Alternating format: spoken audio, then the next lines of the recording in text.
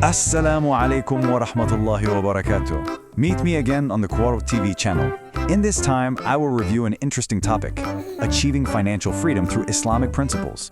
We're going to explore a powerful approach to personal finance, looking at it through the lens of these principles. Whether you're familiar with them or not, we'll break down how this ethical framework offers a path to not just wealth, but to true prosperity. Okay, so to really get the power of this approach, we first need to take a hard look at the financial reality that a lot of people are facing right now. It's a landscape filled with a ton of uncertainty, and for so many of us, the ground feels pretty shaky. So, let me just ask you this straight up. Do you feel truly, genuinely, financially secure? It's a simple question, right? But for so many of us, the answer is, well, it's complicated, and it's a huge source of stress. And that stress, that anxiety, it's not just a feeling. The numbers really back this up. Just take a look at Indonesia, for example. The National Financial Fitness Index score is a pretty startling 37.72 out of 100. That number tells a really clear story. The financial health of the nation as a whole is on some seriously unstable ground. And here's what that actually looks like in the real world. That low score means only 37% of people have enough savings to get by for 6 months if they suddenly lose their job. That's not much of a safety net, is it? It leaves a vast majority of people incredibly vulnerable to just one single unexpected life event. And this is a huge deal when you look at who we're talking about here, the younger generations. You can see Gen Z and millennials now make up over half the population. But even with those numbers, there's this massive gap in financial literacy, which really puts their whole future at risk. So that's the problem. But what if there's a totally different way to think about money? A way that isn't just about piling up wealth, but about building it in a way that's ethical and sustainable. Let's explore a framework that offers exactly that. The answer can be found in a concept called Maqashid al-Shariah. Now, this isn't just some list of do's and don'ts. It's the core philosophy behind the rules in Islamic law. You can think of it as a blueprint designed to promote well-being and prevent harm in every part of life, and that absolutely includes our finances. This diagram here really shows us how it all fits together.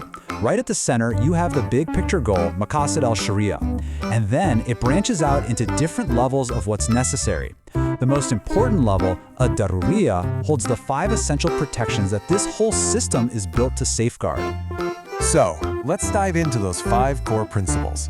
Think of them as the absolute non-negotiables that support a life that is just, prosperous, and, meaningful.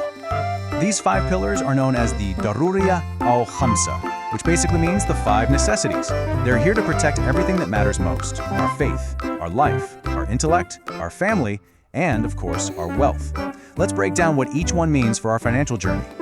All right, this is where the big ideas get super practical. Protecting faith, Hifz ad-Din, means your finances have to be honest. No fraud, no predatory lending. Protecting life, Hifz al-Nafs, guides you towards safe and stable investments, not reckless speculation. Protecting intellect, Hifz al-Aql, pushes you to learn about money so you can make smarter choices. Protecting lineage, Hifz al-Nasl, that's all about planning for your family's future, like saving for their education. And finally, protecting wealth, Hifz al-Mal, is the actual practice of managing what you have responsibly.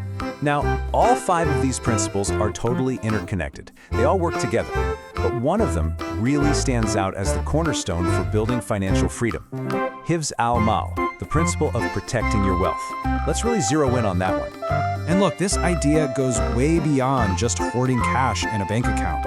Hifz al-Mal is about understanding that you are a steward, a caretaker of the resources that you have. It means you manage your assets not just for your own personal gain, but in a way that's productive, ethical, and actually benefits the whole community.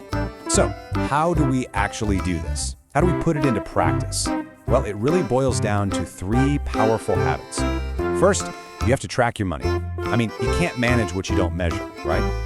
Second, you've got to learn the difference between what you truly need and what you just want. That's where discipline comes in. And third, you have to consistently invest your savings into ethical options that let your wealth grow and do some good in the world. And when we start applying these principles to our own finances, something pretty amazing happens. We start this ripple effect that goes way beyond our own bank accounts. We start contributing to a more sustainable and just economy for everybody. Think about it. The conventional way of looking at finance is often focused on just one thing: maximizing your personal profit. But this Islamic framework flips that completely on its head. It shifts the entire perspective from me to we. It's about building a system based on social justice, taking care of our environment, and making sure that the next generations have the same opportunities we do. So if the goal isn't just about getting rich, then what's the ultimate destination? What does real, true prosperity actually look like in this framework? This quote right here really captures it perfectly. The goal is to achieve maslaha and falah. Maslaha means the well-being of the whole community, and falah is this deeper sense of success and fulfillment, both in this life and in the hereafter. It's a kind of prosperity that brings your spiritual, social, and financial health all together. And that really leaves us with this powerful and I think transformative idea to chew on. Instead of looking at wealth as some kind of zero-sum game with winners and losers, this framework challenges us to ask a totally different question. What if your financial success could be a source of benefit not just for you and your family, but for your entire community and the world at large? That's the shorter discussion this time. Don't forget to share and like. Thank you. See you in the next short course. Assalamu alaikum wa rahmatullahi wa barakatuh.